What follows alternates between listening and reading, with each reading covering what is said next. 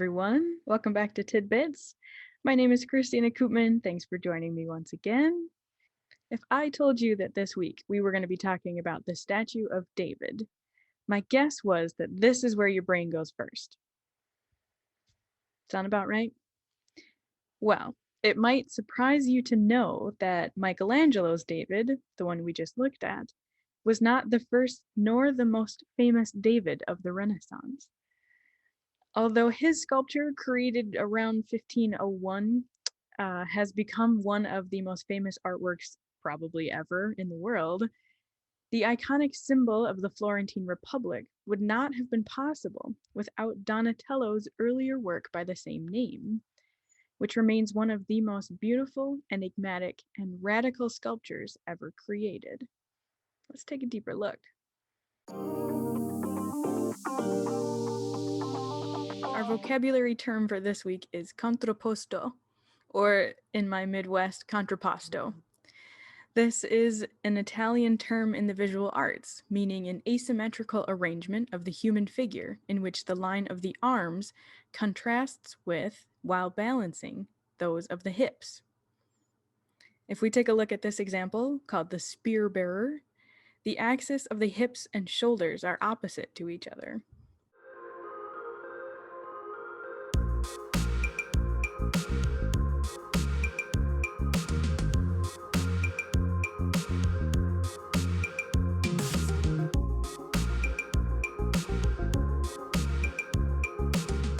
Contrapposto is considered a crucial development in the history of ancient Greek art, which by extension means all of Western art, as it marks the first time in art history that the human body is used to express a psychological disposition. The figures appear relaxed, calm, and self-assured through their body language. It may seem weird for us to think about today, but this was revolutionary back then, being able to tell something about how a person is feeling in art through the way their body is posed. Let's keep that in mind as we move on.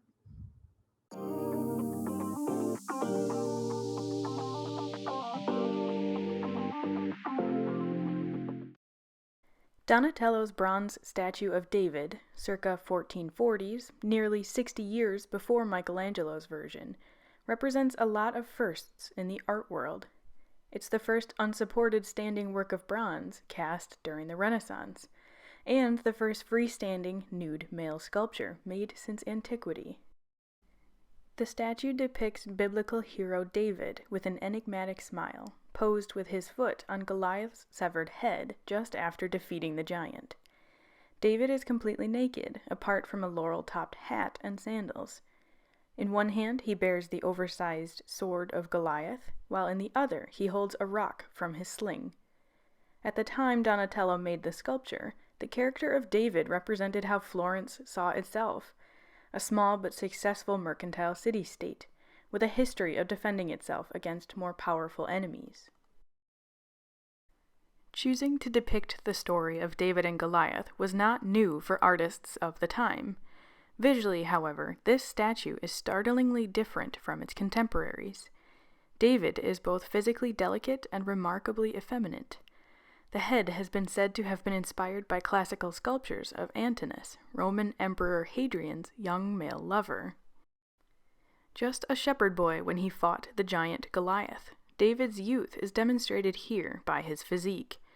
Naked except for a hat, sandals, and shin guards, David's androgynous body is soft and unmuscular. He shifts his weight onto one foot in naturalistic contrapposto, rather than an idealized heroic pose, with his hand resting on his provocatively jutting hip as he triumphantly steps his foot on the conqueror's head. When viewed from behind, it's almost impossible to tell what gender the figure is. His hair is long and luxurious, and, judging by the traces of gilding left behind, was originally presented as gold. Donatello's David represents a union of classical and humanist concepts in alignment with Christian iconography. The David and Goliath story here manifests both the humanist belief that the will can triumph over brute strength, as well as the Christian conviction that faith in God can overcome any obstacle, exemplified by this skinny youth standing victorious over his far stronger foe.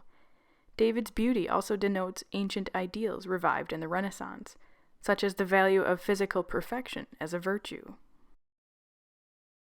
A talented artist, Donatello endowed narratives with great drama, and his figures were charged with a strong sense of presence as well as intense character.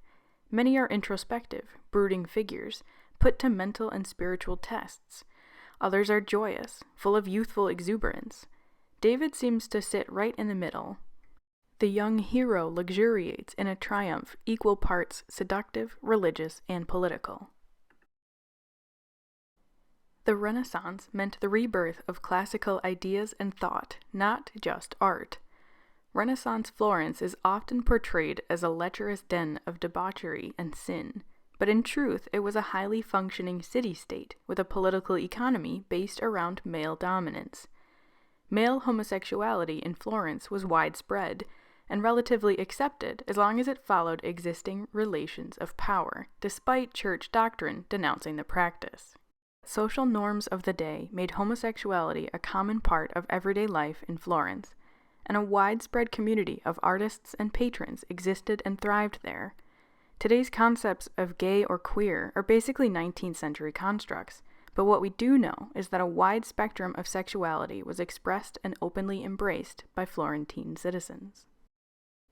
Today, Donatello's David is often claimed as a modern queer icon.